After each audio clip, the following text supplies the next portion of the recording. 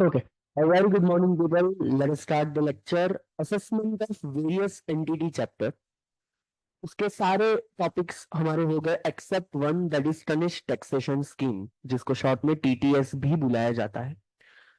सबसे पहले तो असेसमेंट ऑफ वेरियस एंटिटी के ढेर सारे टॉपिक्स थे जैसे कि assessment of HUF, assessment of firm, AOP BOI, principle of mutual concern, cooperative society, 115 BAC and AMT, assessment of company. और ये सारी चीजें करने के बाद the last one a very small portion tonnage taxation. ये क्या है? सबसे पहले तो देखो, दो तरीके की शिपिंग कंपनीज होती है, एक फॉरेन शिपिंग कंपनी और एक इंडियन शिपिंग कंपनी। जो फॉरेन शिपिंग कंपनी होती है उसके लिए नॉन रेजिडेंट टैक्सेशन के अंदर अलग से सारे प्रोविजंस है और वो हम नॉन रेजिडेंट टैक्सेशन के पार्ट 3 में ही पढ़ेंगे। पर जो इंडियन शिपिंग कंपनी है उनको भी गवर्नमेंट ने एक ऑप्शन दिया है कि if you want rather than disclosing your normal income as per books of account, अगर आपको बुक्स ऑफ अकाउंट नहीं बनाना तो आप प्रिजम्पटिव इनकम बता सकते हो। तो बेसिकली टेनेट टैक्सेशन स्कीम एक एलिजिबल शिपिंग कंपनी के लिए प्रिजम्पटिव इनकम का ही एक चैप्टर है। पीजीबी में देने की जगह उन्होंने एक अलग चैप्टर के तौर पे, अलग सेक्शंस के तौर पे दिया हुआ है rather than giving under PGBP. तो जो पीजीबीपी का प्रिजम्पटिव टैक्सेशन है वो businessman, professionals, goods transport operator के लिए है, नॉन रेजिडेंट शिपिंग कंपनी के लिए भी है। और अगर आप इंडियन शिपिंग कंपनी की बात करो तो उनके लिए कौन सा टॉपिक आ जाता है? Tenet taxation. अब ये जो टेनिस टैक्सेशन है इसका अगर मैं एक ओवरऑल पहले थोड़ा डिस्कशन करूं तो जो भी शिपिंग कंपनी होगी, शिपिंग बिजनेस होगा, इसका या तो एलिजिबल टनेज शिप होगा या तो नॉन एलिजिबल शिप होगा या तो उसका कोई दूसरा बिजनेस होगा। जो नॉन एलिजिबल शिप है या अदर शिप है या अदर बिजनेस है, ये अदर बिजनेस के लिए compulsory they have to maintain books of account और उसके हिसाब से ही उनको इनकम ढूंढनी पड़ेगी, उसमें कोई चॉइस नहीं है। पर जो उनकी टनेज शिप है जिसको नाम दिया है क्वालिफाइड शिप, ये क्वालिफाइड शिप के पास अब दो ऑप्शन आ जाते हैं। ऑप्शन नंबर वन, या तो वो लोग बुक्स ऑफ अकाउंट मेंटेन करें और उसके हिसाब से अपनी इनकम निकाले। ये बुक्स ऑफ अकाउंट के हिसाब से जो इनकम निकालेंगे उसको हम लोग नाम देंगे relevant shipping income. Relevant shipping income यानी वो इनकम जो बुक्स ऑफ अकाउंट के हिसाब से तुमने कैलकुलेट की है so far as qualifying ship is concern. पर अगर तुम्हें ये बुक्स ऑफ अकाउंट के हिसाब से इनकम नहीं निकालनी तो other option you can have is to calculate the income as per tonnage taxation scheme. आप टनेट टैक्सेशन स्कीम के हिसाब से इनकम निकाल सकते हैं और उसके हिसाब से ultimately you can pay the tax. तो आपकी जो रेलेवेंट शिपिंग इनकम है वो रिप्लेस हो जाएगी टनेट टैक्सेशन स्कीम की इनकम के साथ और इस पे आप लोगों को मैट नहीं लगेगा। MAT is not applicable if you opt for tonnage taxation. हाँ, रेलेवेंट शिपिंग इनकम अगर फॉलो करोगे, बुक्स ऑफ अकाउंट के हिसाब से कंप्यूट करोगे तो वहां पे ऑब्वियसली मैट एप्लीकेबल हो जाएगा। अगर आपको टनिश टैक्सेशन के लिए अप्लाई करना है तो as a Indian company first you need to apply joint commissioner of income tax that is JCIT और वो आपको एक सर्टिफिकेट देगा इसका, तब जाके आप टनिश टैक्सेशन में जा सकते हो। अगर ये सर्टिफिकेट मिला तो 10 साल की उसकी उम्र होगी और 10 साल के बाद उसको रिन्यू करवाना होगा। अगर ऐसा कोई सर्टिफिकेट आपके पास नहीं है तो कंपलसरी बुक्स के हिसाब से ही इनकम ढूंढनी पड़ेगी जिसका नाम हम लोग क्या देंगे? Relevant shipping income. यहाँ पे हर साल ये जो कंपनी होती है उसे एक मिनिमम रिजर्व भी मेंटेन करना पड़ता है और अगर ये रिजर्व बराबर मेंटेन नहीं किया तो उसकी proportionate income relevant shipping income के तौर पे भी टैक्सेबल हो जाएगी। इस पूरे चैप्टर में दो टॉपिक ऐसे जो एग्जाम के हिसाब से आ सकते हैं, एक how to calculate tonnage tax की इनकम एंड दूसरा ये मिनिमम रिजर्व कितना क्रिएट करना है और अगर वो क्रिएट नहीं किया तो क्या इंप्लीकेशंस होगी। सबसे पहले तो सेक्शन नंबर इसके थोड़े ऑकवर्ड है, 115V से लेकर 115VZC shipping income. Which company can be taxed as per this? A company can be taxed under TTS, that is tonnage taxation scheme if qualifying company होनी चाहिए, it has opted for tonnage taxation scheme, joint commissioner of income tax has approved, तो ये by default नहीं मिलता, इसका एक अलग से अप्रूवल लेना पड़ता है and it is not disqualified under specified circumstances. So basically ये ऑटोमेटिक नहीं है, इसके लिए अप्लाई करना पड़ेगा, सर्टिफिकेट लेना पड़ेगा, तब जाके ये चीज अप्लाई होगी। How tonnage taxation scheme and other income works together. इस इंडियन कंपनी का जो भी एक्चुअल पीएनएल होगा उसमें थोड़ा होगा इसका टनेज टैक्स बिजनेस, थोड़ा होगा non tonnage business including other income like capital gain, IFOS etcetera. इसका जो भी टनेज टैक्स बिजनेस है, टनेज टैक्स का बिजनेस का मतलब होता है आपका वो बिजनेस जो क्वालिफाइंग शिप्स जो है उसके थ्रू हो रहा है। सी हर एक शिप के लिए टनेज टैक्स अप्लाई नहीं हो सकता, ये थोड़ी ही शिप्स के लिए अप्लाई हो सकता है। तो आपकी वो क्वालिफाइंग शिप्स के वजह से जो बिजनेस हुआ, that is called as profit of tonnage tax business which is called as relevant shipping income as per books of account जो कैलकुलेट करते हैं वो। पर हम इस पे अब टैक्स नहीं भरेंगे, ना तो इस पे नेट भरेंगे। इंस्टेड हम लोग इनकम कैसे कैलकुलेट करेंगे, as per tonnage tax scheme, अगर आपको वो सर्टिफिकेट मिल गया तो व्हाट आई सेड कि टनेज टैक्स में अगर आप ऑप्ट करते हो तो आपका रेलेवेंट शिपिंग इनकम जो है वो रिप्लेस हो जाएगा, एंड नाउ वो एक अलग तरीके से कैलकुलेट होगा जिसको हम बिजनेस इनकम मान लेंगे, जिसपे 30% या तो जो भी नॉर्मल 25% वगैरह टैक्स है वो लगेगा, plus surcharge plus health and education cess. It is nothing but presumptive income of shipping business, ये प्रिजम्पटिव इनकम ही है, बस अलग तरीके से लिखा गया है, और ये इसके लिए अप्रूवल लेना पड़ता है। आपकी जो भी दूसरी सारी अदर बिजनेस इनकम है या तो फिर आपकी नॉर्मल अदर इनकम आईएफओएस वगैरह, वो नॉर्मली टैक्स लगेगा, actual or MAT whichever is higher. तो basically when you opt for tonnage taxation, MAT is not applicable and your income relevant shipping income replace होकर आपकी कुछ अलग तरीके से इनकम कैलकुलेट की जाएगी। यहाँ पे ज्यादा या कम बताने का ऑप्शन ही नहीं है। अगर आप ज्यादा या कम बताते हो दैट मीन्स कि आप टनेज टैक्स से बाहर निकल गए, अब आपको कंपलसरी नॉर्मल तरीके से ही कैलकुलेट करना पड़ेगा। हमने यहाँ अच्छा फाइनली टैक्स कितना भरने का, दोनों का जो टोटल आएगा वो। Tonnage taxation scheme is optional and it is applicable only if the shipping company opt to tax under tonnage taxation scheme, otherwise it will be as per normal provision। तो ये कोई कंपल्शन नहीं है, optional है। What is the nature of income, ये जो भी income tonnage taxation scheme के हिसाब से कैलकुलेट होगी it will be the deemed business income, जैसे प्रिजम्पटिव होता है वैसा ही it will be deemed presumptive. अगर आपने इसके हिसाब से इनकम कैलकुलेट की तो अलग से कोई डिडक्शन नहीं होगा, अलग से कोई डिसअलाउंस नहीं होगा। Deduction under 30 to 43 be deemed allowed. Bracket में लिखो no further disallowances also।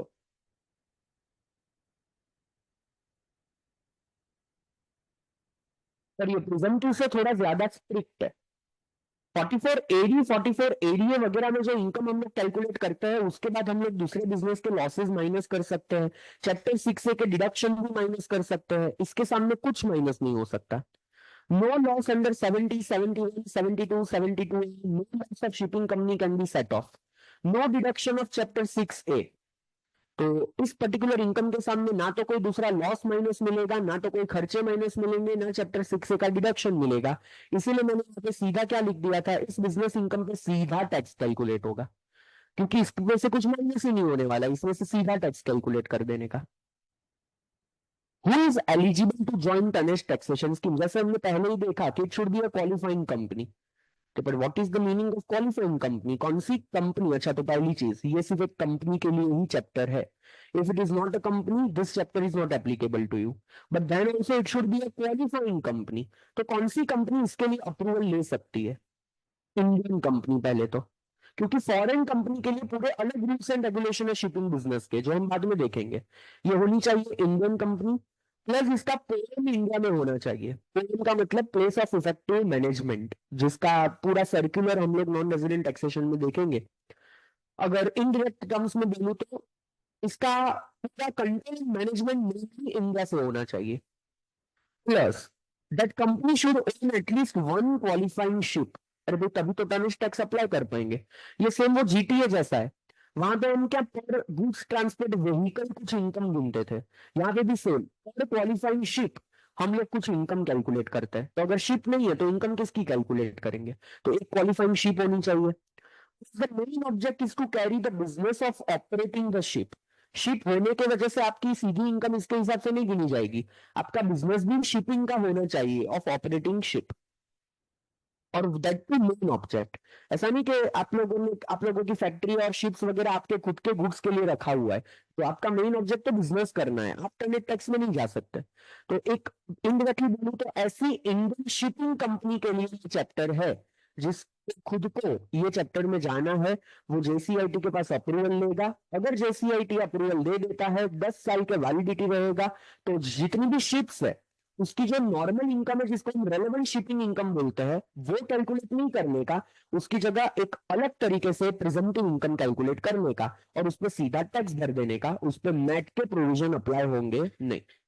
ना तो चैप्टर 6A के डिडक्शन मिलेंगे ना तो लॉसेस माइनस मिलेंगे। अच्छा, अभी यहां पे बोला एटलीस्ट वन क्वालिफाइंग शिप होनी चाहिए। तो सवाल आता है what is the meaning of qualifying ship?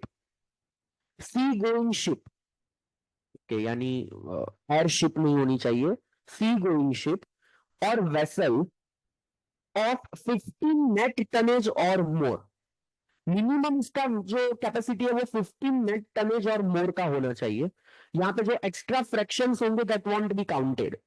तो फॉर एग्जांपल किसी का 14 ton 14 ton and let's say 900 KG, 14 ton and 900 KG की कैपेसिटी है, तो यहाँ पे केजीस को फ्रैक्शन को इग्नोर करना है, राउंड ऑफ नहीं करना है। जो फुल है उसको देखना है, फुल कितने टन है, यहाँ पे 14 टनेज है, तो ये नॉन क्वालिफाइंग शिप हो गई, ये क्वालिफाइंग नहीं हुई। नॉन क्वालिफाइंग होने का मतलब उसके थ्रू जो इनकम होगी वो कंपल्सरी अदर बिजनेस में चला जाएगा, उसके लिए टनेज टैक्स अप्लाई नहीं कर सकते, उसके लिए नॉर्मल आपको इनकम ढूंढनी पड़ेगी। ओके, तो इसका वजन एटलीस्ट कैपेसिटी कितनी होनी चाहिए? 15 नेट टनेज और मोर। एक टन का 1000 किलो होता है, ये जीटीए में भी था, यहाँ पे भी same. Plus the ship should be registered under shipping act. Illegal ship नहीं होनी चाहिए, लीगल होनी चाहिए, रजिस्टर्ड होनी चाहिए। It is a valid certificate indicating the net tonnage, तो वो तो रजिस्टर्ड होगा तो कंपलसरी सर्टिफिकेट में लिख के ही आएगा कि इतना नेट टनेज है इसका, जैसे किसी भी व्हीकल में आता है। ये important, it is not a fishing or a vessel use for fishing more than 30 days in a year. Ship है तो उसका यूज गुड्स वगैरह के ट्रांसपोर्ट के लिए करो, फिशिंग एक्टिविटी के लिए अगर कर रहे हो यूज 30 डेज से ज्यादा इन अ ईयर तो ये नॉन क्वालिफाइंग बन जाएगी, भले इसका वजन 15 टन से ज्यादा ही क्यों नहीं है। या तो ये फैक्ट्री शिप नहीं होनी चाहिए, it should not be factory ship. As I said कि आपकी खुद की फैक्ट्री के गुड्स के लिए शिप रखते हो तो ये कोई क्वालिफाइंग शिप नहीं है, ये नॉन क्वालिफाइंग शिप है। ऑफशोर इंस्टॉलेशंस मीन्स आपके जो गुड्स वगैरह है दूसरी कंट्री में शिपमेंट होता है और वहां पे प्लांट मशीनरी बड़े बड़े इंस्टॉल करवाने के लिए आपने शिप रखी हुई है, ये रिवर फेरीज है, प्लेजर क्राफ्ट जैसा है, तो क्रूज वगैरह हो गया, तो ये नॉन क्वालिफाइंग हो गया, ये कोई क्वालिफाइंग नहीं है, इसके लिए टनेज टैक्स अप्लाई नहीं हो सकता। तो basically this is not to be seen. 50 net tonnage का मतलब है, see, एक होता है gross vehicle weight. Gross vehicle weight का मतलब है कि आप इन एंड आउट कितनी कैपेसिटी यूज कर सकते हो। नेट टनेज वेट यानी भले इंस्टॉल्ड कैपेसिटी तो नहीं है but as of now effectively आप कितना टनेज यूज करोगे। और ये नेट टनेज जो होता है वो भी वो सर्टिफिकेट के अंदर लिख के ही आ जाता है कि this are the net tonnage, आपको देखना है जो 15 नेट टनेज है उससे ज्यादा है तो जाके वो eligible. Sir, offshore installation is also used for transportation of goods. Correct. Offshore installation is also used for transportation of goods. For example, बड़ी बड़ी प्लांट मशीनरी सप्लाई करने का बिजनेस है और आप लोग ऑफशोर इंस्टॉलेशन के लिए शिप रखते हो ताकि वो ट्रांसपोर्टेशन में सस्ता पड़ता है। पर बेसिकली आपका मेन ऑब्जेक्ट जो है वो शिपिंग का नहीं हुआ, आपका मेन ऑब्जेक्ट कुछ और हुआ and that's why this kind of ship will become non qualifying ship. तो इंडियन कंपनी होनी चाहिए, एटलीस्ट एक क्वालिफाइंग शिप होनी चाहिए जिसका वजन 15 नेट टनेज या उससे ज्यादा, प्लस उसका यूज फिश के लिए यानी फिशिंग के लिए या प्लेजर क्राफ्ट के तौर पे नहीं होना चाहिए मेनली। और आपने खुद ने टनेज टैक्सेशन स्कीम के लिए अगर अप्लाई किया तो जाके आपको ये पर्टिकुलर चैप्टर अप्लाई हो जाएगा जहां पे किसके जगह ये इनकम कैलकुलेट होगी, रेलेवेंट शिपिंग इनकम की जगह ये पर्टिकुलर इनकम कैलकुलेट होगी जो हम अभी देखने जा रहे हैं। सवाल आता है कि अगर कोई एलिजिबल कंपनी आ गई, क्वालिफाइंग कंपनी आ गई, उसने ये सर्टिफिकेट भी ले लिया टनेज टैक्स का, तो अब उसकी इनकम कैसे कैलकुलेट होगी? Most important first point in this chapter. इस चैप्टर में दो ही चीजों पे क्वेश्चन आ सकते हैं, पहला टनेज इनकम कैलकुलेट कैसे होती है और दूसरा एक मिनिमम रिजर्व का पॉइंट है वो हम पढ़ेंगे बाद में। हाँ, if tonnage taxation is opted you can switch to normal provisions later on, पर उसके बाद 10 साल के लिए आप इनएलिजिबल बन जाओगे। तो जैसे वो 44 में 5 साल के लिए इनएलिजिबल थे, यहाँ पे 10 साल के लिए इनएलिजिबल हो जाओगे, वो हम देखेंगे बाद में। तो how to compute tonnage income, सबसे पहले एक चीज ध्यान रखना, ये तुम्हारी जो क्वालिफाइंग शिप्स है उसके लिए यूजफुल होगा। जो नॉन क्वालिफाइंग शिप है उसकी इनकम तुम इसके हिसाब से कैलकुलेट ही नहीं कर पाओगे, वो कंपलसरी नॉर्मल बुक्स के हिसाब से। तो जो क्वालिफाइंग शिप है उसका टर्न देखना पड़ेगा कि भाई नेट टनेज कितना, और इसके हिसाब से इन लोगों ने कुछ डेली इनकम प्रिस्क्राइब की, डेली इनकम। वो जो 1000 पर टन पर मंथ था, 7500 रुपीज पर मंथ था 44 एई में, यहाँ पे डेली इनकम प्रिस्क्राइब्ड है। तो आपके टनेज के हिसाब से आपको डेली एक इनकम मिलेगी और उसको नंबर ऑफ डेज के साथ मल्टीप्लाई करोगे तो you will get by what is the total income of this ship. तो फॉर एग्जांपल कोई एक शिप है तो जरूरी नहीं कि पूरे साल के लिए आपके यूज की हो। ऐसा भी हो सकता है कि पूरे साल में लाइक से सिर्फ वो 200 दिन के लिए यूज हुई है। ये पर डे की आपको इनकम बताएगा, आपको मल्टीप्लाई 200 से कर देना है, that will be the total tonnage income of that entire year. Now, what is the daily tonnage income per ship? Daily tonnage income per ship or qualifying ship. अगर आपके शिप का वजन है up to 1000 net tonnage, up to 1000, तो daily total income होगी ₹70 पर 100, ₹70 पर 100। यानी मान लो कोई एक शिप है जिसका जो वजन है दैट इज 900 टन। जिस 900 टन की जो शिप है अप टू 1000 हुआ, इसका हम लोगों को इनकम डेली कितना कैलकुलेट करना पड़ेगा, तो 900 पर 170 rupees. In that case how much will be the income over here? 6300। 6300 will be the income. 630 के 6300, 630। और मान लो इस शिप को हमने 100 दिन के लिए यूज किया, तो accordingly we have to multiply by 100 days, so we will get the total income of this ship, that is 63000।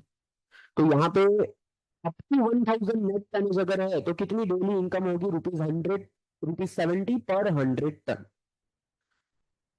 पर अगर मान लो सवाल आया 970 जितने नेट टनेज है, तो 930 जितने नेट टनेज है, तो in that case net tonnage जो भी आपका है that is to be rounded off to nearest 100। Net tonnage को नियरेस्ट 100 पे राउंड ऑफ करना है। अगर वो मोर देन 50 है तो लोअर साइड, मोर देन और इक्वल टू 50 है तो हायर साइड। फॉर एग्जाम्पल 960 है तो उसको राउंड ऑफ करके कर देना पड़ेगा 1000। 830 है तो राउंड ऑफ करके कर देना पड़ेगा 800। तो नियरेस्ट ऑफ 100 रुपीज पे इसको राउंड ऑफ करना है। देखो दो राउंड ऑफ ऊपर हमने देखा था, केजीस को इग्नोर करना है, वो सिर्फ एलिजिबल है कि नहीं उसके लिए। पर जब वो एलिजिबल है तब जब उसकी इनकम गिनते हैं तो नेट टनेज जो भी आएगा उसको क्या करना है? नियरेस्ट 100 पे हमें राउंड ऑफ करना है। तो अगर 970 आ गया तो 1000, 930 आ गया तो 900, समथिंग लाइक दिस। 950 आया तो what will be done? Exactly 1000, क्योंकि 50 और मोर है तो हायर साइड। तो अप टू 1000 70 पर 100। जैसे ही ये 1000 के ऊपर टनेज चला जाएगा, ये स्लैब है, मैंने ऊपर भी लिखा है इट इज अ स्लैब। जैसे ही ये 1000 के ऊपर जाएगा अप टू 1000 तो उतना ही रहेगा, 70 पर 100। तो 1000 तक का फिक्स हो गया 700 रुपए, और 1000 के ऊपर के जो नेट टनेज है उसका लगेगा 53 रुपीज पर 100। ये सब डेली इनकम है एक दिन की, ₹53 पर 100।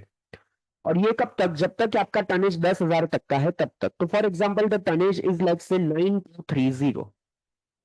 9230 इज द नेट टनेज। इसकी डेली इनकम कितनी हुई? 9230 की डेली इनकम, क्वालिफाइंग शिप है, वजन है 9230, तो उसकी डेली इनकम कितनी? सबसे पहले तो when it is 9230 compulsory I have to round off first of all and it will become 9200। मुझे नियरेस्ट 100 पे पहले तो राउंड ऑफ करना होगा, और इसीलिए 9200। 9200 में अप टू 1000 कंपल्सरी कितना हो गया? 700।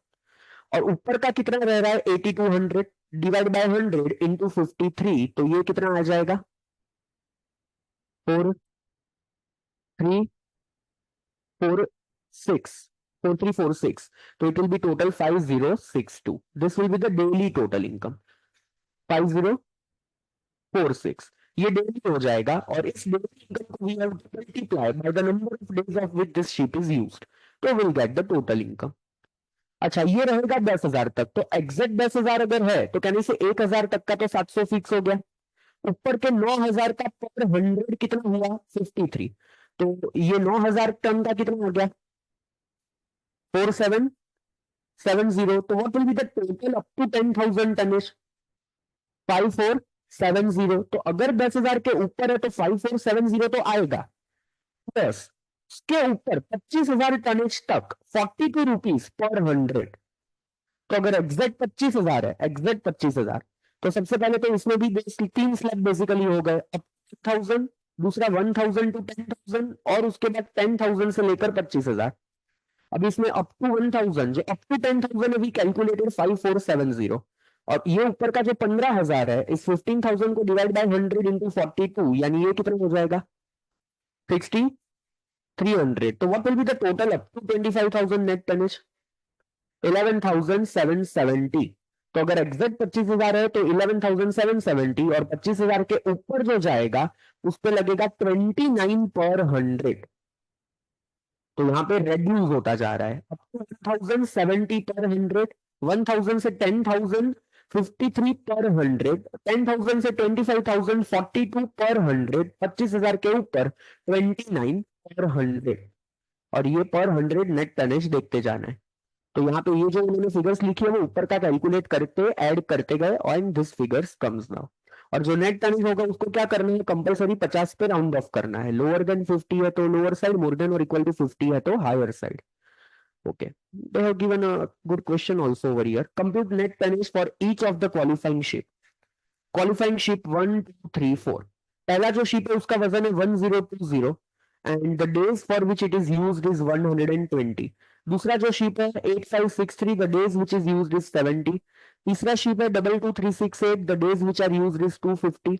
एंड चौथा जो शिप है that is 37525, and that is being used for 50, sorry 100 days.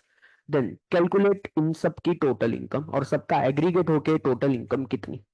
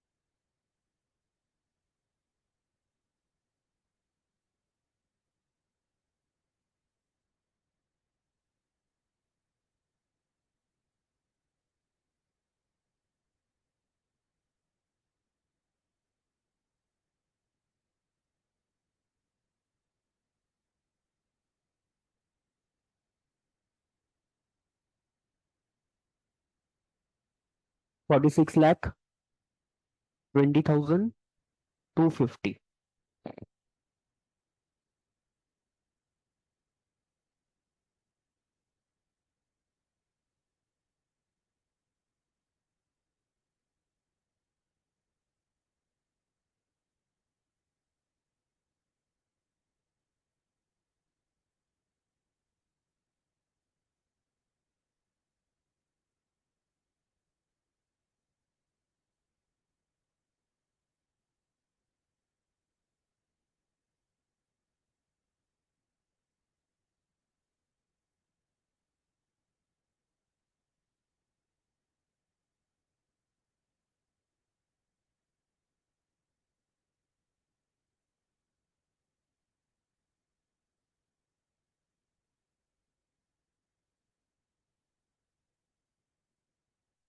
सबसे पहला तो जो 1020 है that will be rounded off to 1000, और 1000 का एग्जिट होता है 700, एंड 700 इंटू 120, तो दैट विल बी 84,000। 8563 का राउंड ऑफ करके होगा 8600, जहां पे 1000 तक 700 होगा, और ऊपर के पर 153, तो दैट विल बी 4728, वो 70 डेज से मल्टीप्लाई करके 330960। सिमिलरली इसका हो जाएगा राउंड ऑफ करके 22,400, and for that up to 10,000 जो हम लोगों ने 5470 किया, वो उसके ऊपर पर 100 आ जाएगा 42, और इंटू 250 करके इतना। एंड हियर 25,000 तक का जो टोटल आ रहा है 111770, और 25,000 के ऊपर पर 100 वी हैव टू सी 29, उसका 100 से मल्टीप्लाई करके 15,39,500। सो दिस इज आउट सबका टोटल करके जो भी टोटल आ जाए वो। इस तरीके के क्वेश्चन 1 मार्क का छोटा सा एमसीक्यू पकड़ लो, या तो फिर एक 2-3 मार्क का क्वेश्चन पकड़ लो, उसमें भी आ सकता है, क्योंकि स्टूडेंट्स प्रिजम्पटिव पे फोकस करके गए होते हैं। ये प्रिजम्पटिव के जो नंबर्स है वो भी थोड़े ट्रिकी है, ये सिंपल 4 स्लैब है अलग अलग, तो इस पे क्वेश्चन आ सकते हैं। अभी company operating the common ship, ऐसा भी कई बार होता है कि शिप महंगी होती है, बहुत बड़ी शिप होती है, जरूरी नहीं है कि पूरी शिप पूरे साल के लिए यूज हो, तो दो कंपनी ने मिलकर एक शिप ली for joint interest and share is determined. अगर इन लोगों के परसेंटेज फिक्स है कि भाई ये शिप की ओनरशिप कितनी, तो के 50-50% या 40-60%, in that case what you need to do, दोनों का मिला के पहले पूरे साल का टोटल इनकम ढूंढ लो उस शिप का, और फिर आप लोगों को क्या करना है, परसेंटेज में डिवाइड कर देना है। अच्छा, व्हाट इफ दोनों ने मिलकर कॉमन शिप यूज की, तो उसके परसेंटेज फिक्स नहीं है, तो हम लोगों को दोनों की इनकम अलग अलग कैलकुलेट करनी है। लाइक एक कंपनी ने शिप को 100 दिन के लिए यूज किया, तो उसकी 100 दिन की इनकम कैलकुलेट कर लो। दूसरी कंपनी ने शिप को 150 डेज के लिए यूज किया, तो उसकी 150 डेज की इनकम कैलकुलेट कर लो। तो वहां पे फिर टोटल ढूंढ के अलग अलग परसेंटेज में डिवाइड नहीं करने का। लाइक यहाँ पे अगर शेयर इज डिटरमाइंड, तो computed income will be divided into companies as per their share. If shares are not determined, for each company computation to be done separately. अब ये कैसे, तो एक एग्जांपल लिखा हुआ है मैंने यहाँ पे। क्वालिफाइंग शिप है, 10,000 टन है, owned by 2 company, separately not desperately,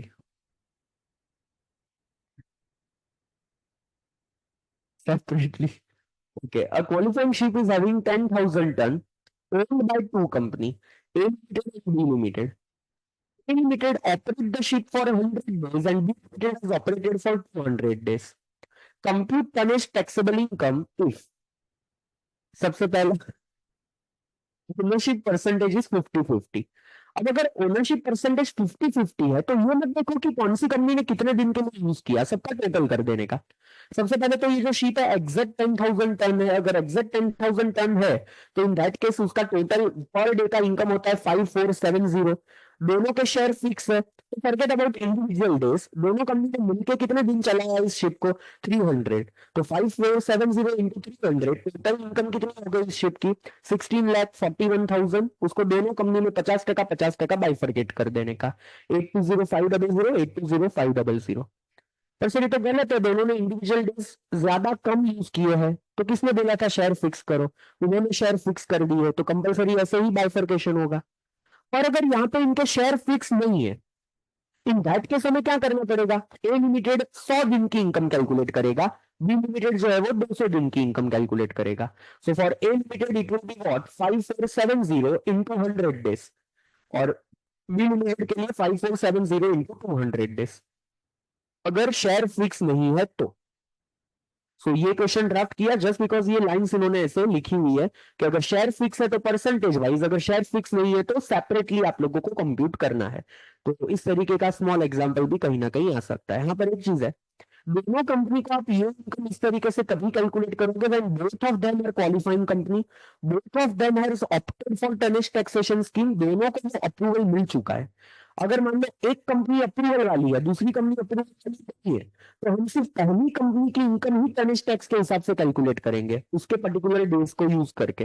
जो दूसरी कंपनी है वो नॉन क्वालिफाइंग हो गई, क्योंकि उसके पास अप्रूवल नहीं है, तो उसके जो डेज है वो हम उस तरीके से कैलकुलेट नहीं कर पाएंगे। यस, यहाँ पे एक जीरो कम है, ठीक, ठीक है कैलकुलेशन में।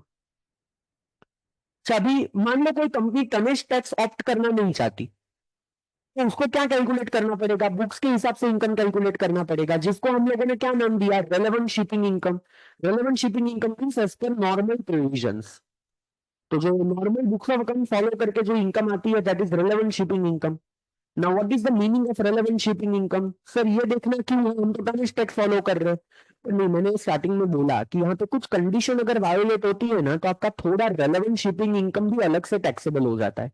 तो उसके लिए आप लोगों को रेलेवेंट शिपिंग इनकम भी कैलकुलेट करनी पड़ेगी बुक्स के हिसाब से। तो रेलेवेंट शिपिंग इनकम यहाँ पे क्या होगी, sum total of the profit from core activities.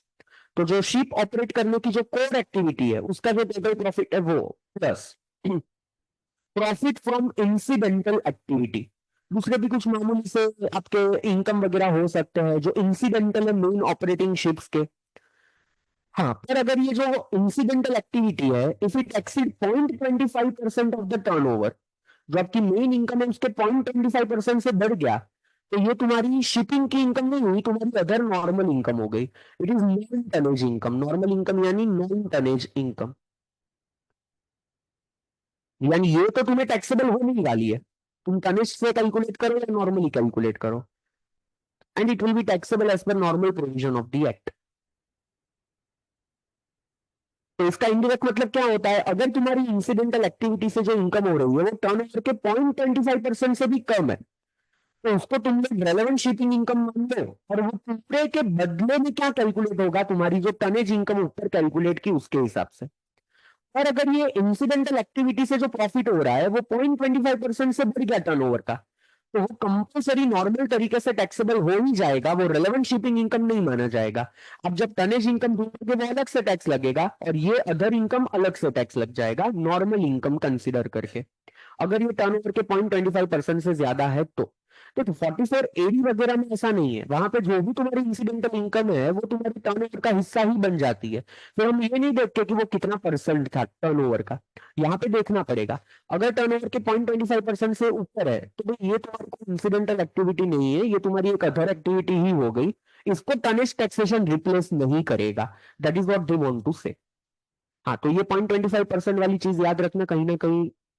तो बेसिकली मतलब क्वेश्चन दिया हुआ है जिसमें पहला दिया है प्रॉफिट फ्रॉम कोर एक्टिविटी, दूसरा दिया हुआ है इंसिडेंटल एक्टिविटी, एंड वो जो टोटल है वो 0.25% से कम है टर्नओवर का।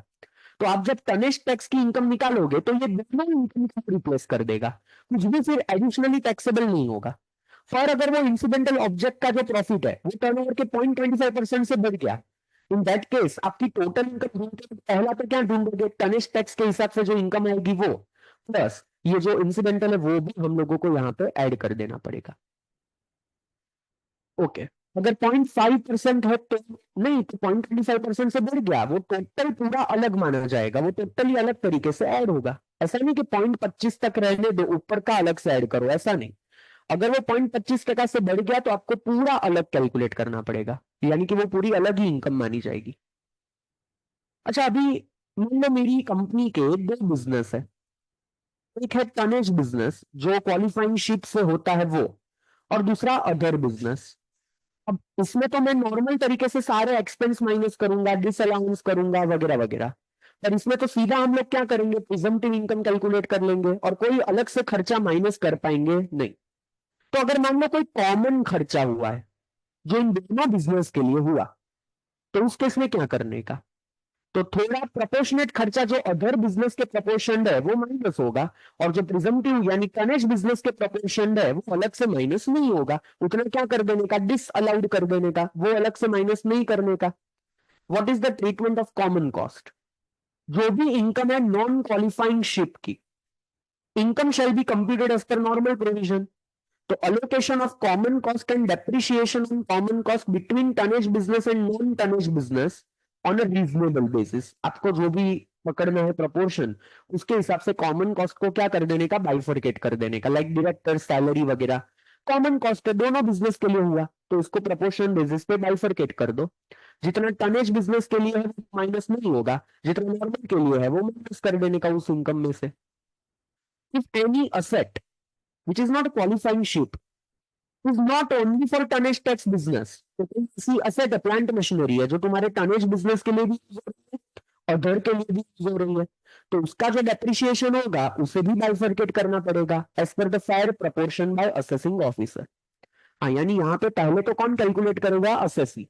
अगर उसका क्लेम ए को मंजूर नहीं आया कि नहीं डेप्रिसिएशन कुछ और रेशियो में बाइफरकेट होना चाहिए, सी ये लोग क्या कहना चाहते हैं कि मान लो कोई प्लांट मशीनरी है, फॉर एग्जाम्पल क्लीनिंग का कोई प्लांट मशीनरी है जो क्वालिफाइंग शिप्स को भी क्लीन करता है और दूसरी प्रीमाइस वगैरह में भी क्लीनिंग में यूज आता है, ऐसा कोई प्लांट मशीनरी है, तो उसका जो डेप्रिसिएशन है वो भी तो दोनों बिजनेस को अलोकेट हो रहा है। सी ब्लॉक में से तो पूरा डेप्री माइनस होगा, पर जब हम प्रॉफिट में से चीजों को माइनस करेंगे तो फिर उतना ही डेप्री माइनस होना चाहिए जो अदर बिजनेस के प्रोपोर्शन है, क्योंकि इसमें तो डेप्रिसिएशन की भी इफेक्ट आ गई जब ये इनकम कैलकुलेट करते हो, सेम लाइक प्रिजम्पटिव बिजनेस। तो इन दैट केस आपको डेप्रिसिएशन भी क्या करने का, एक एक प्रोपोर्शन डिसाइड करेगा, उसके हिस्से से बाइफरकेट हो जाएगा। अच्छा, इंटर यूनिट ट्रांसफर, ये देखो सार वाला प्रोविजन आया, स्पेसिफिक एंटी अवॉइडेंस रूल के यहाँ पे तो फिक्स इनकम है, तो चलो ना हायर प्राइस पे चीजों को ट्रांसफर करते हैं ताकि वहां पे खर्चा ज्यादा दिखे, यहाँ पे सेल्स ज्यादा दिखे। ये ना हो इसके वजह से बोला, इफ टनेज बिजनेस से अदर बिजनेस में कोई अमाउंट ट्रांसफर होगी, inter unit transfer, then if amount is transferred at market value, तो relevant shipping income will be calculated as if it is at market value. तो if transfer is not at market value, अगर वो market value पे नहीं है तो आपको कैसे कैलकुलेट करना पड़ेगा, market value पे कैलकुलेट करना पड़ेगा। तो अगर आपने टनेज बिजनेस में से नॉन टनेज बिजनेस में गुड्स या सर्विसेज ट्रांसफर किए, कंपलसरी ये ट्रांजैक्शन कैसे होने चाहिए, फेयर मार्केट वैल्यू। अगर वो नहीं है तो उसको रिकैलकुलेट करना पड़ेगा। यहाँ पे शिप्स के डेप्री की बात हो रही है बेसिकली, और यहाँ पे जो दूसरे असेट है उसके डेप्री की बात हो रही है। दोनों में से कुछ भी, वाइसा वर्सा हुआ तो भी, अदर से टनेज में हुआ तो भी मार्केट वैल्यू, टनेज से अदर में हुआ तो भी market value. In short, inter unit transfer है वो मार्केट वैल्यू पे होना चाहिए, जो सेम 35 AD में था, 10 AA में था, वैसा सेम प्रोविजन।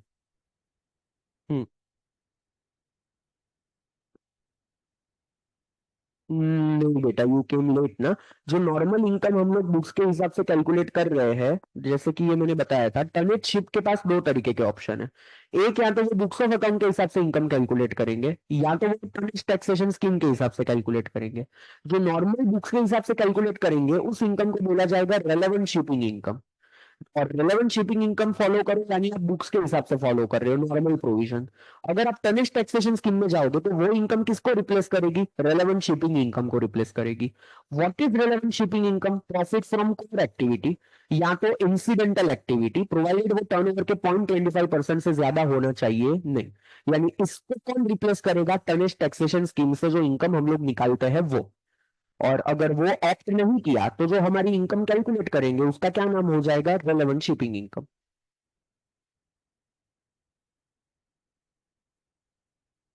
तो basically what they want to say कि तुम्हारी इंसिडेंटल एक्टिविटी का जो इनकम है, अगर वो टर्नओवर के 0.25% से कम है तो उसे भी क्वालिफाइंग शिप की रेलेवेंट इनकम ही मान लो, और उसके टोटल रिप्लेसमेंट में टनेज टैक्स की इनकम लगा दो। फिर वो इंसिडेंटल प्रॉफिट को अलग से नॉर्मल इनकम के टैक्स करने की जरूरत नहीं है। और अगर वो इंसिडेंटल 0.25% से ज्यादा, तो वो रिलेवेंट शिपिंग इनकम का हिस्सा नहीं बनेगा, that is always other income, जो टैक्सेबल होगा ही, चाहे भले टनेज टैक्सेशन फॉलो करो या ना करो। ओके। नहीं, how it can be applied simultaneously, या तो बुक्स के हिसाब से इनकम दिखाओ या तो प्रिजम्पटिव के हिसाब से। दोनों कैसे कैलकुलेट कर सकते हो, सी कैलकुलेट दोनों करना पड़ेगा। क्यों कैलकुलेट दोनों करना पड़ेगा हम आगे देखेंगे। अगर थोड़ा रिजर्व कम क्रिएट किया तो टनेज इनकम तो टैक्सेबल होगी, थोड़ी रिलेवेंट शिपिंग इनकम भी नॉर्मली टैक्सेबल हो जाएगी। तो कैलकुलेट हर साल दोनों करना पड़ेगा, पर अल्टीमेटली टैक्स कौन सा लगाना है, टनेज टैक्स वाला, क्योंकि आपने वो अप्रूवल लिया हुआ है। अच्छा, अगर हाँ, correct, method of computing depreciation if the ships are used for tonnage tax business. अगर मेरे पास थोड़ी क्वालिफाइंग शिप है, थोड़ी नॉन क्वालिफाइंग शिप है, nothing from the view point of section 32 depreciation. Section 32 depreciation जो होता है उसमें शिप्स जो है उसका एक ही ब्लॉक बनता है। अब मेरी कंपनी के पास जो क्वालिफाइंग शिप है प्लस नॉन क्वालिफाइंग शिप है वो एक ही ब्लॉक का हिस्सा है। तो जब मैंने परचेस किया होगा तब उन सबको एक ही ब्लॉक में ऐड कर दिया होगा। अब वो एक ही ब्लॉक का डेप्रिसिएशन कंप्लीट होता जाएगा, पर वो जो भी टोटल डेप्रिसिएशन आएगा अब उसको भी तो दो हिस्सों में बाइफरकेट करना पड़ेगा, कि कितना क्वालिफाइंग शिप का डेप्री, कितना नॉन क्वालिफाइंग शिप का डेप्री। क्योंकि जो नॉन क्वालिफाइंग शिप का डेप्रिसिएशन होगा वो माइनस होगा नॉर्मल इनकम में से, जो क्वालिफाइंग शिप का डेप्री होगा वो ब्लॉक में से माइनस होगा, और प्रॉफिट में से अलग से माइनस नहीं होगा, क्योंकि वो हमने प्रिजम्पटिव तरीके से हम कैलकुलेट कर रहे हैं। तो इस डेप्रिसिएशन को बाइफरकेट कैसे करने का, उन्होंने सिंपली क्या बोला, आपको इनकम टैक्स के ब्लॉक में तो पता नहीं चल सकता कि कितनी वैल्यू क्वालिफाइंग की कितनी वैल्यू नॉन क्वालिफाइंग की, क्योंकि एक ही ब्लॉक है, आया गया होगा, ऐसा सेल कभी किया होगा कभी परचेस किया होगा, तो कैसे बाइफरकेट करोगे, नॉट पॉसिबल। पर बुक्स ऑफ अकाउंट में तो बाइफरकेशन हो सकता है ना। बुक्स ऑफ अकाउंट में तो आपको पता है कि कितनी क्वालिफाइंग शिप की वैल्यू है, कितनी नॉन क्वालिफाइंग शिप की वैल्यू है। तो आप एक काम करो, पहली तारीख को आपके बुक्स ऑफ अकाउंट में क्वालिफाइंग शिप की वैल्यू कितनी और नॉन क्वालिफाइंग की कितनी वो आइडेंटिफाई करो, और उसके रेशियो में आप इनकम टैक्स का डेप्री बाइफरकेट करो। तो यहाँ पे रेशियो कौन सा लेना है, हमें बुक डब्ल्यूटी का रेशियो लेना है। सी उन्होंने क्या बोला, what are the steps to bifurcate the depreciation, determine book WDV of each ship on the first day, book WDV, और इसमें रिवैल्यूएशन की अगर कोई इफेक्ट है तो उसे इग्नोर करो, तो जो नॉर्मल आपकी बुक वैल्यू है वो कंसिडर करो। Then identify what is the book WDV of all the qualifying ship, what is the book WDV of all non qualifying ship, फिर फाइंड आउट करो what is the tax WDV of the block as on the first day, and that WDV को आप लोग basically उस ratio में bifurcate करो into 2 divide by 4। कहने का मतलब डैश करके लिखो, income tax WDV to be bifurcated into book WDV ratio।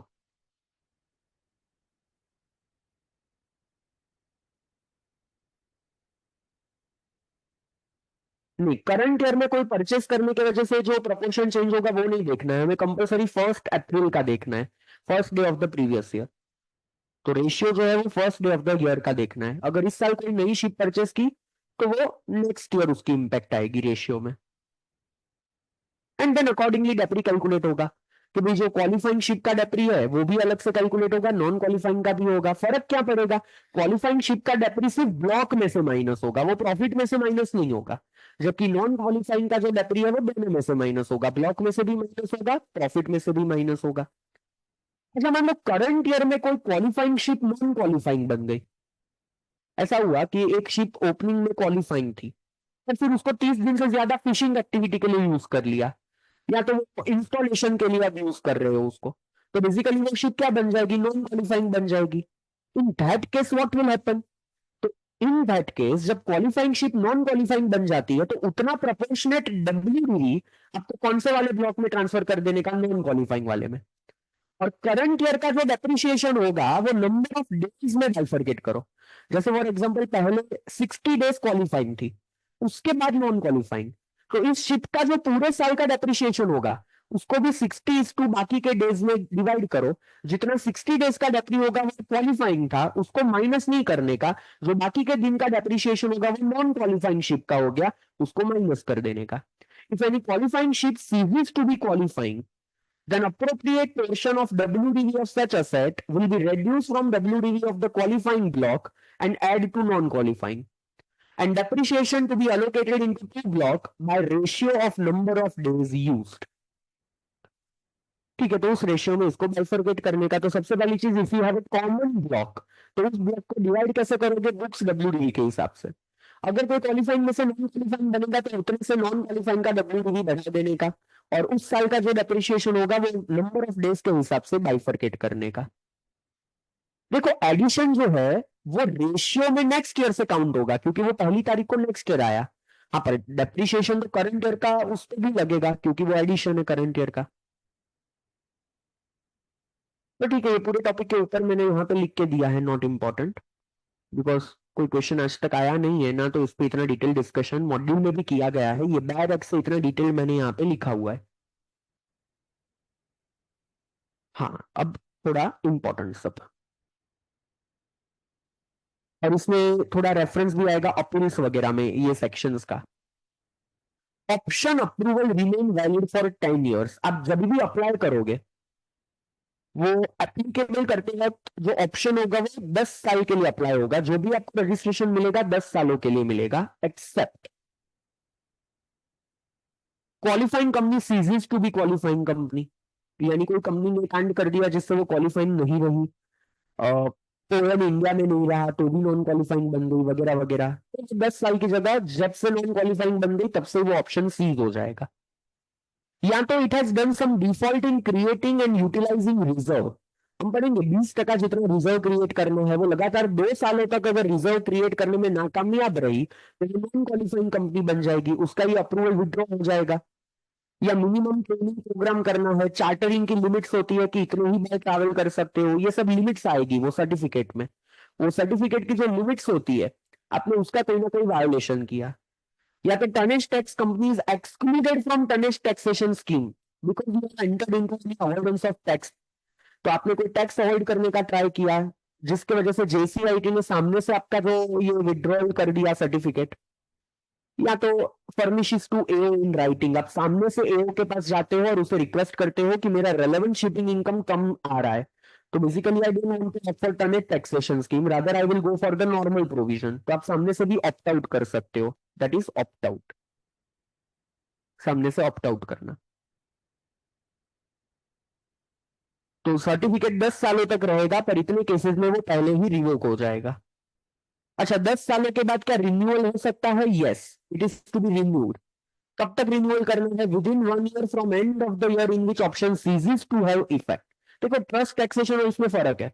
Trust में रिन्यू कब तक करवा लेना था एप्लीकेशन? एक्सपायरी के 6 महीने पहले। इसमें कब करना है? एक्सपायरी होने के 1 साल के अंदर अंदर। तो एक्सपायरी हो गई, उसके बाद 1 साल के अंदर अंदर आप रिन्यूअल के लिए अप्लाई कर सकते हो। और वो जो रिन्यूअल किया गया सर्टिफिकेट मिलेगा, वो वापस कितने साल तक वैलिड रहेगा? 10 साल। तो 10-10 साल की चेंज चलती जाएगी। पर when you can not renew prohibition, कब रिन्यू नहीं कर पाओगे? If tonnage tax company on its own opt out tonnage taxation scheme, पहले जब सर्टिफिकेट मिला था खुद से अगर बाहर निकले थे, तो फिर ये रिन्यूअल नहीं करवा पाओगे। अच्छा, दूसरा कैंसिल करो, रिपीटेशन है। या तो you are excluded as per 115 VZ. 115 VZ हम पढ़ेंगे, जो रिजर्व मेंटेन करने की मैं कब से बात कर रहा हूं, अगर उसमें कोई वायोलेशन किया, इन दैट केस ऑल्सो आप रिन्यूअल नहीं कर पाओगे। कब तक रिन्यूअल नहीं कर पाओगे? डिफॉल्ट किया वहां से 10 साल। Not to be eligible to opt for the scheme for 10 year from the date of opting out, या तो डिफॉल्टिंग ईयर। तो अगर आप खुद से ऑप्ट आउट किए हो, तो ऑप्ट आउट करने से 10 सालों तक आप वापस रिन्यूअल में नहीं जा सकते। या तो डिफॉल्ट किया और आपका टनेज टैक्स का सर्टिफिकेट कैंसिल हो गया, तो उस साल से लेकर 10 साल तक आपको वापस ये स्कीम में नहीं लाया जाएगा।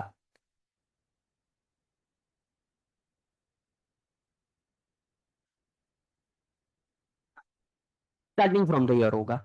तो ये पर ईयर के बेसिस पे होता है, तो जब से अप्लाई करोगे उस साल के पहले ही डे से ही एप्लीकेबल हो जाएगा।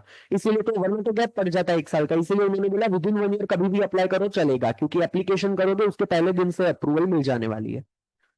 अच्छा, मार्क दिस कंसेप्ट इंपॉर्टेंट, इस चैप्टर के दो ही कंसेप्ट जो लास्ट डे पे रिफर करोगे आप लोग, एक तो how to compute daily tonnage income, और दूसरा मिनिमम रिजर्व कितना मेंटेन करना है, और अगर वो नहीं किया तो क्या होगा। Tonnage tax company, that is TTC, and valid short form है ये सारे, tonnage tax company shall create, that is credit minimum 20% of the book profit to the reserve account। अब देखो, सबसे पहले तो टनिश टैक्स कंपनी जो है, जिसके पास ये सर्टिफिकेट आ गया, उसको एक फायदा मिला कि उसको इनकम कंप्यूट करनी है एज पर दैट मेथड, और रेलेवेंट शिपिंग इनकम को इग्नोर करना है। और एक दूसरा इसको कंपल्सन दिया गया कि भाई अगर हम लोग तुम्हें ऑप्शन दे रहे हैं, तो अब तुम्हारा बिजनेस कंटिन्यूअसली चलना भी चाहिए। और बिजनेस कंटिन्यूअसली तभी चलेगा जब तुम नए नए प्लांट मशीनरी वगैरह खरीदते जाओगे, इसको रिन्यूअल देते जाओगे शिप्स को, और उसके लिए तुम्हारे पास पैसे नहीं होंगे। तो हर साल basically you need to create a reserve, ताकि उसमें से तुम नई नई एसेट खरीद सको। कितना रिजर्व मिनिमम क्रिएट करना है? 20% ऑफ द बुक प्रॉफिट। और बुक प्रॉफिट का वही मतलब है जो 115 जेबी ने लिखा है। सो बेसिकली देखो, टर्निश टैक्स कंपनी का मैट एप्लीकेबल नहीं है, और बुक प्रॉफिट ढूंढना है।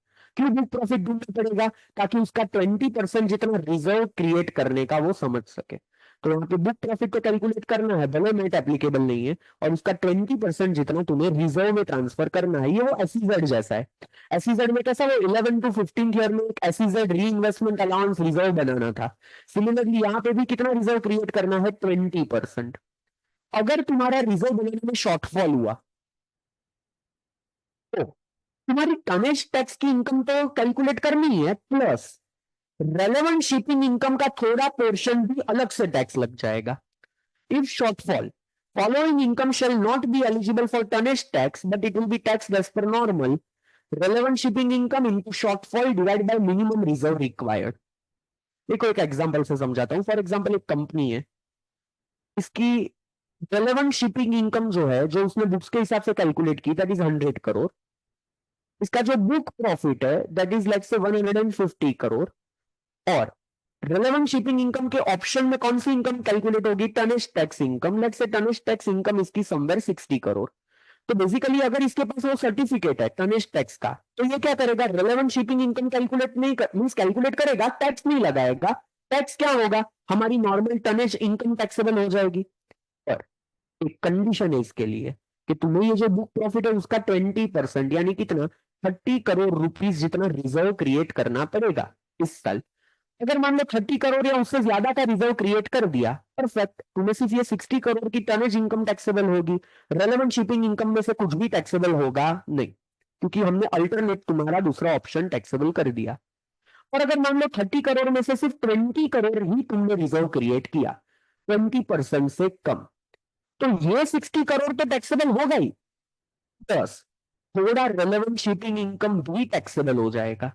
कितना रेलेवेंट शिपिंग इनकम टैक्सेबल होगा, 100 करोड़ का टोटल रेलेवेंट शिपिंग इनकम है, इसके सामने कितना मिनिमम रिजर्व क्रिएट करना था, 30 करोड़, तुमने कितना रिजर्व क्रिएट नहीं किया, 10 करोड़। ये शॉर्टफॉल के प्रोपोर्शनेट रेलेवेंट शिपिंग इनकम यानी यहाँ पे कितनी, 33.33, उतना तुम्हारा जो नॉर्मल इनकम के तौर पे अलग से टैक्स लग जाएगा। सो बेसिकली तुम्हारी टैक्सेबिलिटी बढ़ जाएगी रिजर्व क्रिएट ना करने के वजह से।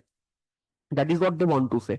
ये तो एज इट इज टैक्सेबल होगा, उसके अलावा थोड़ी रेलेवेंट शिपिंग इनकम भी टैक्सेबल हो जाएगी। और इसीलिए मैं पहले बोला कि कोई टनेज टैक्स कंपनी जनरली दोनों इनकम कैलकुलेट करेगी, एक नॉर्मल टनेज टैक्स इनकम भी कैलकुलेट करेगी क्योंकि वो टैक्स लगाना है, और रेलेवेंट शिपिंग इनकम तब कैलकुलेट करेगी जब वो कम रिजर्व मेंटेन करे। कम रिजर्व मेंटेन करेगी तो प्रोपोर्शनेट रेलेवेंट शिपिंग इनकम भी क्या हो जाएगी, टैक्सेबल हो जाएगी। इस तरीके से शॉर्टफॉल के प्रोपोर्शनेट। अच्छा, पर एक चीज याद रखना, ये रिजर्व 20% किसका बनाना है, बुक प्रॉफिट का। तो तीनों चीज अलग अलग है, टैक्सेबल होता है टनेज टैक्स, रिजर्व बनाना है बुक प्रॉफिट का, पर अगर कम रिजर्व बनाना तो रेलेवेंट शिपिंग इनकम का थोड़ा पोर्शन क्या हो जाएगा, टैक्सेबल।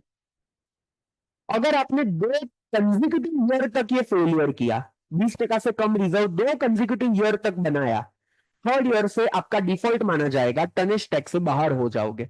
और बाहर हो जाओगे तो कितने सालों तक बाहर रहना पड़ेगा, 10 साल तक।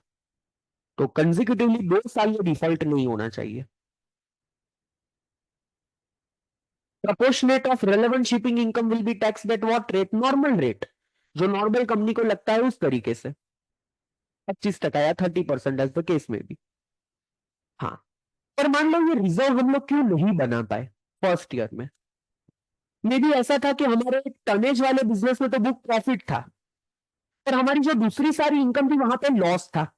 तो अल्टीमेट जब हमने P&L बनाया एक्चुअल, तब उसमें लॉस दिख रहा था सेट ऑफ करके। तो हम रिजर्व में कैसे वो पैसे लेके जा सकते थे, या तो मान लो 20% के हिसाब से रिजर्व बनाने का आता था 30 करोड़, पर जब हमने अपना एक्चुअल P&L बनाया सारी एक्टिविटी मर्ज करके, तो प्रॉफिट लॉस वगैरह सेट ऑफ होकर सिर्फ 15 करोड़ का प्रॉफिट बचता था। तो हम रिजर्व कितना बना पाएंगे, 15 करोड़।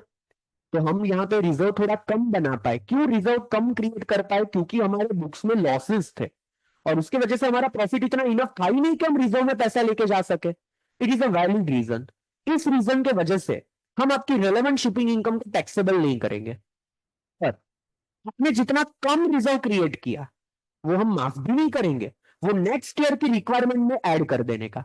यानी इस साल 30 करोड़ रिक्वायर्ड था, आपने कितना रिजर्व बनाया, 15 करोड़। क्यों कम बनाया, क्योंकि लॉस मिल रहा था बुक में, और इसके वजह से आप लोगों का कम यहाँ पे रिजर्व बना। तो इस साल कोई इनकम टैक्सेबल दूसरी नहीं होगी, दैट इज ओके। पर कितना शॉर्टफॉल हुआ था, 15 करोड़ का, वो नेक्स्ट ईयर की जो रिजर्व की रिक्वायरमेंट है उसमें ऐड कर देने का। सर मान लो नेक्स्ट ईयर भी सेम प्रॉब्लम हुआ और नेक्स्ट ईयर भी रिजर्व ना बना पाए, now there is no excuse, third year से यू विल बी इनएलिजिबल। वो 2 साल का रूल तो रहेगा ही।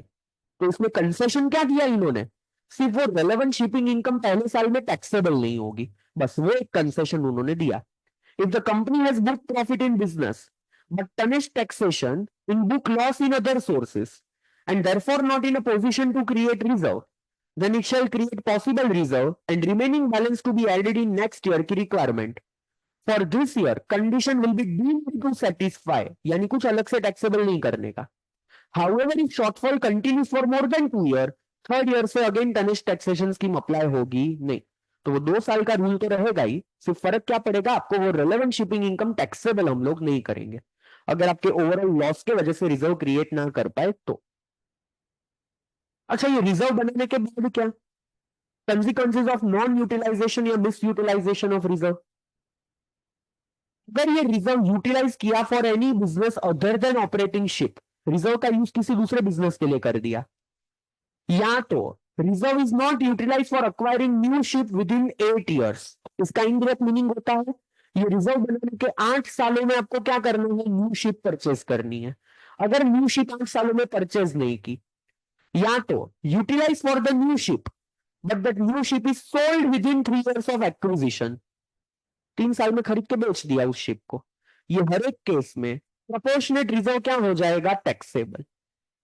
कितना टैक्सेबिलिटी आएगा, अभी एक एग्जांपल कि मान लो मेरे करंट ईयर का जो रिजर्व क्रिएट किया था हम लोगों ने करना था, दैट वाज 30 करोड़, हमने एक्चुअली रिजर्व क्रिएट किया 40 करोड़, ज्यादा क्रिएट किया, इतना मिनिमम रिक्वायर्ड था, हमने इतना क्रिएट किया।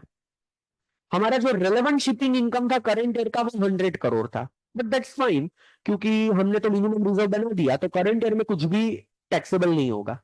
मान लो नेक्स्ट ईयर इस रिजर्व में से 15 करोड़ रुपया मैंने यूज किया फॉर एनी अदर बिजनेस, तो ये गलत पैसा मैंने यूटिलाइज कर लिया और इसके वजह से मुझे पनिशमेंट होगी, मुझे कुछ इनकम टैक्सेबल हो जाएगी।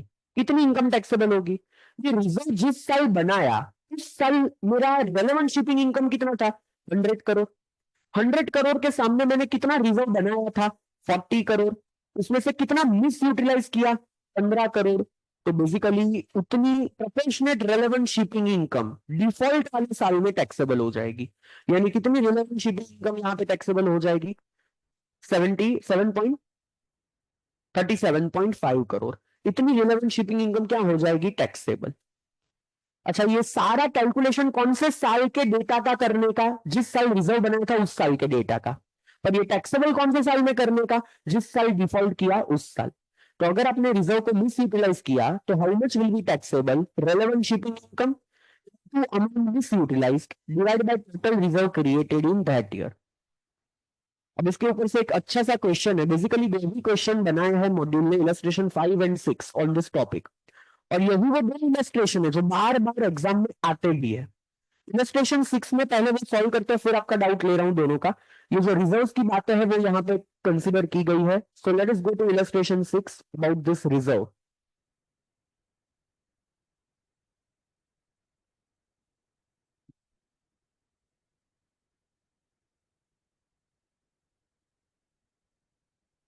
Dolphin Limited, a tonnage tax company. Now, what is the tonnage tax company means by, कि उस कंपनी के पास वैलिड सर्टिफिकेट होगा, वो इंडियन कंपनी होगी, पोएम इंडिया में होगा, इसके पास एटलीस्ट एक क्वालिफाइंग शिप होगी जिसमें से वो क्वालिफाइंग शिपिंग का बिजनेस भी कर रही है। फॉलोइंग इंफॉर्मेशन है, रेलेवेंट शिपिंग इनकम कैलकुलेट की है 350 लाख, टनेज इनकम कैलकुलेट की है 180 लाख। चलो बताओ इसमें से जनरली टैक्सेबल क्या होगा, 180 लाख, और 350 लाख क्या हो जाएगा, रिप्लेस, वो टैक्सेबल होगा नहीं अगर सब कुछ बराबर चला तो। Book profit derive from core and incidental activities 400 lakh, तो ये उन्होंने बुक प्रॉफिट कैलकुलेट किया मेट के हिसाब से। Provide the answer to the following question considering each of the question given independently. पहला, calculate minimum reserve required by this company under 115 VT। चलो calculate करो कितना मिनिमम रिजर्व चाहिए यहाँ पे, 80 लाख, 400 लाख का 20%, बुक प्रॉफिट का 20% यानी 80 लाख का रिजर्व चाहिए। अगर इतना मिनिमम रिजर्व क्रिएट कर दिया, इन दैट केस हमारा टैक्सेबल इनकम क्या होगा, 180 लाख। ये 350 लाख टैक्सेबल होगा नहीं। Calculate the taxable amount under other provision, यानी टनेज टैक्स तो टैक्सेबल हुई, अब अदर प्रोविजन की इनकम दूंगा। If Dolphin limited transferred only 66 lakh का रिजर्व इंस्टेड ऑफ 80 लाख, अब बताओ कितना और रुपया टैक्सेबल हो जाएगा despite of this 150 lakh, in addition to this 180 lakh कितना और टैक्सेबल होगा। 80 लाख का रिजर्व बनाना था, 66 लाख का ही रिजर्व बनाया, रेलेवेंट शिपिंग इनकम है 350 लाख, उसका कितना पोर्शन टैक्सेबल होगा। कहने से 350 लाख डिवाइड बाय मिनिमम बनाना था 80 लाख, इनटू शॉर्टफॉल कितना हो रहा है 14 लाख, तो proportionate relevant shipping income 61.25 lakh rupees और टैक्सेबल होगी। अरे अंडरस्टैंडिंग, 14 लाख का रिजर्व ना बनाने से आपका 61.25 लाख रुपीस टैक्सेबल हो रहा है, that is something wrong, but ऐसा हो रहा है। तो 180 लाख तो टैक्सेबल है, उसके ऊपर इतना 61.25 लाख रुपीस भी टैक्सेबल हो जाएगा, तो टैक्सेबल हो जाएगा दूसरा 61.25 लाख। अच्छा, अभी calculate the taxable amount under other provision if Dolphin Limited misutilize 12 lakh rupees during the year 24-25। Next year आपने 12 लाख रुपया मिस यूटिलाइज किया, out of 92 lakh transfer to tonnage tax reserve during 23-24। यानी अज्यूम करो कि अब 80 लाख का रिजर्व बनाना था, उसकी जगह आपने 92 लाख का रिजर्व बनाया, और नेक्स्ट ईयर यानी 24-25 में आपने उसमें से 12 लाख रुपया मिस यूटिलाइज कर दिया, तो 24-25 में कितना रेलेवेंट शिपिंग इनकम टैक्सेबल हो जाएगा? तो 350 लाख का टोटल रिलेवेंट शिपिंग इनकम है, 92 लाख का रिजर्व बनाया, 12 लाख मिस यूटिलाइज किया, तो प्रोपोर्शनेट रिलेवेंट शिपिंग इनकम यानी कितना रुपया? 45.65 लाख रुपीस क्या हो जाएगा? टैक्सेबल। तो देखो डेटा कौन सा लिया? 23-24 का, पर टैक्सेबल कौन से साल में किया? 24-25, क्योंकि मिस यूटिलाइज उस साल में हुआ। सो ये कैलकुलेशन जो है वो इंपॉर्टेंट है, इस पे क्वेश्चंस बहुत आते हैं, पर सिंपल से आते हैं, बस ये याद रखना है, पर इसमें गड़बड़ नहीं होनी चाहिए। बुक प्रॉफिट का प्रोपोर्शन परसेंटेज लेना है रिजर्व्स के लिए, पर टैक्सेबल क्या करना है? Relevant shipping income. In any case ये तो टैक्सेबल हो ही रहा है, टनेज इनकम। अगर वायोलेशन करोगे तो उसके ऊपर क्या होगा? ये 61.25 लाख, या तो इन द अदर केस ये 45.65 अलग से टैक्सेबल होगा। वो टनेज इनकम तो एनीवेज टैक्सेबल होगी ही।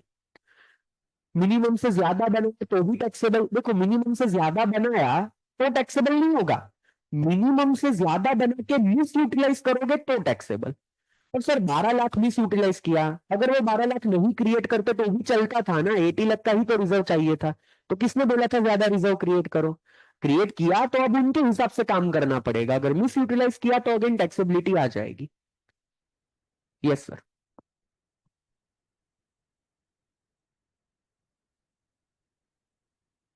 करेक्ट। 115 जेबी में तुम्हारा प्रॉफिट है, बट अगर तुम अपनी दूसरी बिजनेस देखते और दूसरी इनकम देखते, वहां पे लॉस होता। तो जब तुम अपने बुक्स ऑफ अकाउंट बनाते, हम लोग ये जो बुक प्रॉफिट ढूंढ रहे हैं ये सिर्फ हमारी क्वालिफाइंग बिजनेस का बुक प्रॉफिट ढूंढा, पर व्हाट इफ अदर बिजनेस में लॉसेज है, और इन सबको सेट ऑफ करके अल्टीमेटली लॉस आ रहा है, या तो कम प्रॉफिट बच रहा है जिसमें से हम लोग 20% जितना ट्रांसफर नहीं कर सकते। इन दैट केस जो कम रिक्वायरमेंट रह गई वो नेक्स्ट ईयर के एडिशन में ऐड हो जाएगी। करेक्ट करेक्ट, ये जो बुक प्रॉफिट है that is not entire business का book profit, that is only जिस रेलेवेंट शिपिंग इनकम का जो बुक प्रॉफिट है वो। Yes sir. 5 साल में अक्यूमुलेट किया।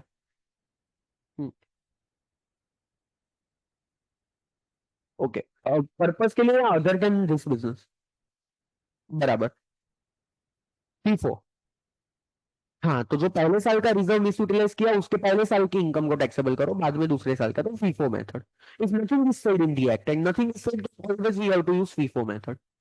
If excess created, I it won't get adjusted in next year. नहीं नहीं, एक्सेस क्रिएट करने से वो बाकी वाला नेक्स्ट ईयर में एडजस्ट नहीं होगा, वो किया तो करंट ईयर में से ही है ना। व्हाट, ए रुको बाबा, what if minimum reserve created and that is also misutilize? देखो मिनिमम क्रिएट किया था, वो भी मिसयूटिलाइज हुआ, सेम फॉर्मूला यूज करने की। व्हाट इफ यहाँ पे 92 की जगह 80 यूटिलाइज, 80 क्रिएट किया था और उसमें से 12 मिस यूटिलाइज किया, तो same thing, 350 divide by 80 into 12, उतना हम लोगों का टैक्सेबल हो जाएगा, same point. What if shortfall not met due to less next year? It would be shortfall plus 20% of current year. Yes, correct. तो जो मैं बोला कि इस साल का शॉर्टफॉल नेक्स्ट ईयर की रिक्वायरमेंट में ऐड हो जाएगा, तो नेक्स्ट ईयर का 20% तो रहेगा, प्लस उसमें पिछले साल का शॉर्टफॉल भी ऐड हो जाएगा, उतना टोटल रिजर्व नेक्स्ट ईयर आपका मिनिमम रिजर्व बनेगा। If qualifying company becomes non qualifying due to fishing in a year, then can it opt for its next year as the same prohibition is not mentioned, prohibition mentioned if it opt out on its own or excluded as per 115 VZ, and if yes then 10-year limit will be continuous. Okay, तो किसी particular year में आप non qualifying ship बन जाते हो तो उस साल आप टनेज टैक्स अप्लाई नहीं कर सकते, because you have used the ship for more than 30 days in a ship for fishing activity. Next year आप वापस क्वालिफाइंग बन जाओगे, क्यों? अगर फिशिंग नहीं किया तो, क्योंकि वो आपको टोटली ऑप्ट आउट नहीं करता है, पर वो 10 साल का पीरियड कोई एक्सटेंड नहीं होगा आपका, तो जो एक साल आप नॉन क्वालिफाइंग बने वो भी वो 10 साल में तो काउंट करना ही है। बाकी के सालों के लिए you can opt for 115 VZ and all. If I create excess in 1 year can I, नहीं तो वो मैं बोला कि एक्सेस दूसरे साल सेट ऑफ नहीं हो सकता, What if this shortfall is due to inevitable cases? For example, COVID. There is no such exceptions given. No such exception. Shortfall है तो उतना तो आपको टैक्सेबल हो ही गया। अब उसमें से भी मिस यूटिलाइज करोगे तो फॉर्मूला आपको मिनिमम, ये जो फॉर्मूला है इसमें डिवाइड बाय मिनिमम रिजर्व नहीं है, रिजर्व क्रिएटेड है, तो दोनों लगेगा, दोनों हिसाब से टैक्सेबल, पर दोनों अलग अलग अमाउंट है ना, एक ही अमाउंट कहाँ दोनों बार टैक्सेबल हो रही है।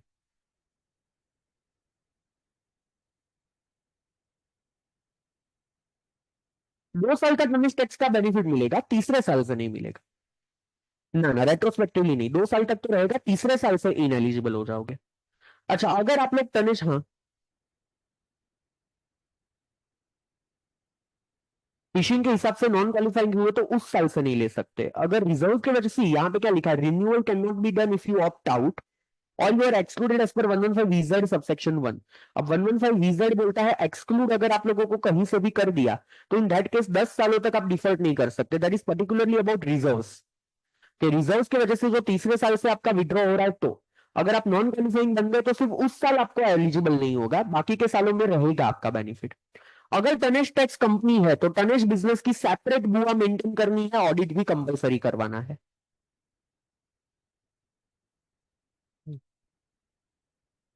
नहीं, इन्वेस्टमेंट का कोई ऐसा पॉइंट नहीं है, वो शिपिंग एक्ट में हो सकता है but not so far as income tax is concern. Books में रिजर्व रखना है, यस। पर नहीं, वो उतना पैसा भी फिर 8 सालों में निकालना पड़ेगा ना आपको, तो आपको तो पता है ना कि ये पैसा मुझे यूज करना है, सिर्फ बुक्स की बात नहीं है ये। करेक्ट। नहीं, वो तो यूज करना ही पड़ेगा एज पर द प्रोविजंस, वरना वो भी फिर टैक्सेबल मिस यूटिलाइजेशन का आ जाएगा। मैंने ऑप्ट आउट कर लिया तो उस साल टैक्सेबल तो हो ही गया होगा ना। नहीं, अब वो कहाँ से, अब आप ऑप्ट आउट कर लिया, अब ये कोई प्रोविजन ही नहीं एप्लीकेबल है।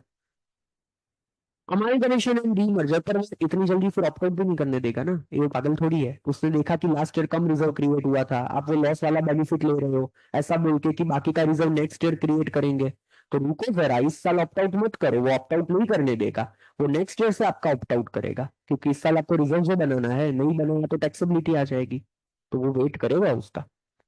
अमालगमेशन एंड डीमर्जर, अगर कोई क्वालिफाइंग कंपनी जिसके पास ये सर्टिफिकेट है, amalgamate with any another company जो नॉन क्वालिफाइंग है, जिसके पास ये सर्टिफिकेट नहीं है टर्निश टैक्स का, if amalgamation is with other company, if qualifying company is not a tarnished tax company, then amalgamated company can opt for the scheme within 3 months from the approval of amalgamation। तो नई company को 3 महीने में वापस से application कर देने की।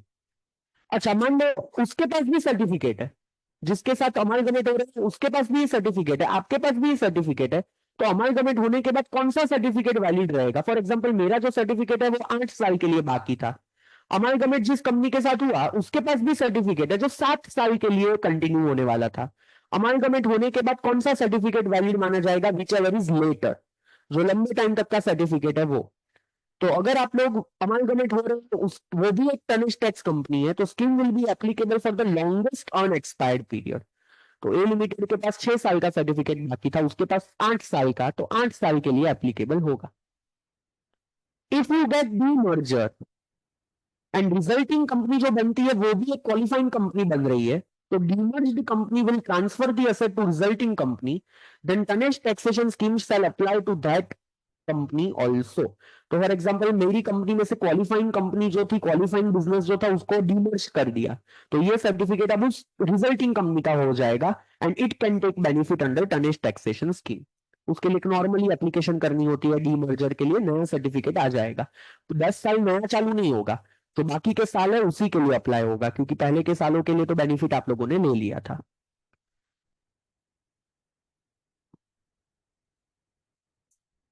नहीं, लीज पे लिया तो नहीं है, they should be owning this asset, तो ये ओनर्स के लिए है, जो लीज पे लेता है उसके लिए ये नहीं है।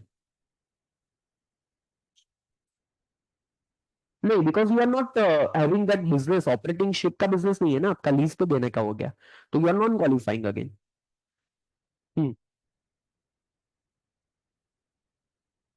ऐसा कुछ यहाँ पे है नहीं, तो बेसिकली 139(1) के पहले या 139(1) के बाद, दोनों में ही आप इसका बेनिफिट ले सकते हो। रिटर्न बाद में फाइल करोगे तो भी बेनिफिट मिल सकता है।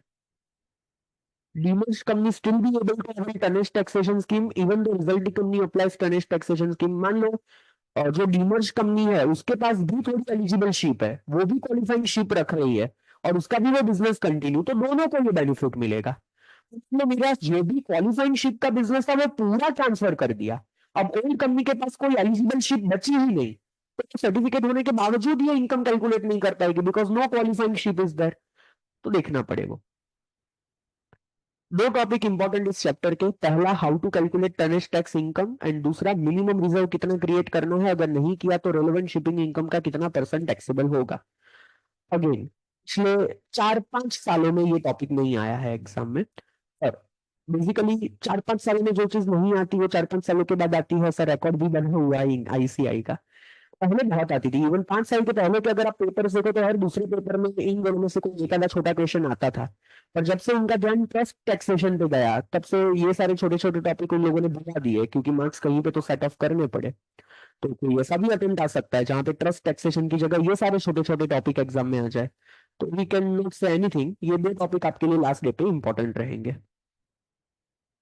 हाँ 61.25 जो हम लोगों ने टैक्सेबल किया था वो नॉर्मल प्रोविजंस के हिसाब से टैक्सेबल होगा। करेक्ट। टैक्स डब्ल्यूडीवी कैसे फाउंड करने का बेटा, वो तो ब्लॉक कंटिन्यूस हो रहा है ना तुम्हारा, इनकम टैक्स में जब तुमने असेट खरीदी होगी ब्लॉक में ऐड किया होगा तो वो तो तुम्हारे पास वैल्यू होगी ना टैक्स डब्ल्यूडीवी की, वो थोड़ी आइडेंटिफाई करनी है। ओके, यहाँ पे हमारा टनिश टैक्स भी होता है समाप्त ना। सबसे पहले तो what you are suppose to do, index में आ जाओ। नहीं टी क्विक कुछ नहीं, ऐसे क्या छोटे बच्चों की तरह थोड़ी। मॉड्यूल का कौन सा चैप्टर है वो यहाँ पे कहीं पे लिख देना है, ताकि पढ़ते वक्त अगर मैंने वो मेंशन नहीं किया स्पेसिफिकली तो भी ध्यान रहे। इंट्रोडक्शन तो ठीक है अलग ही चैप्टर है, कैपिटल गेन भी सेपरेट चैप्टर ही हो गया, कैपिटल गेन। जीडीपी भी सेपरेट चैप्टर है, आईएफओएस भी सेपरेट चैप्टर है। असेसमेंट ऑफ एचयूएफ जो है असेसमेंट ऑफ वेरियस एंटिटी, एवीई इस नीचे लिख देना full form, assessment of various entity.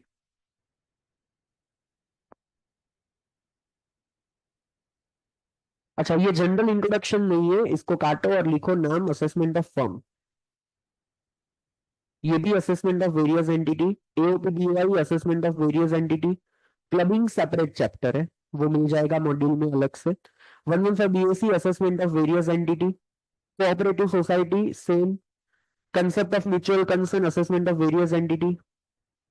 Business trust जो है वो मॉड्यूल के ट्रस्ट चैप्टर में है, तो it is under trust chapter. Tonnage taxation scheme assessment of various entity. Various topics of various entity same. Assessment of company assessment of various entity.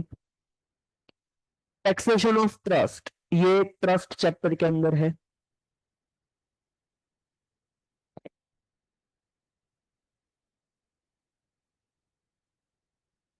फिर set off carry forward separate chapter है। Exempt income separate chapter है। ICDS PGBP chapter के अंदर है। General anti avoidance rule एक tax planning करके अलग chapter है उसके अंदर है। Taxability of life insurance policy IFOS के अंदर है। Taxability of virtual digital asset एक डिजिटल ट्रांजैक्शन करके एक चैप्टर है, ये उसका हिस्सा है।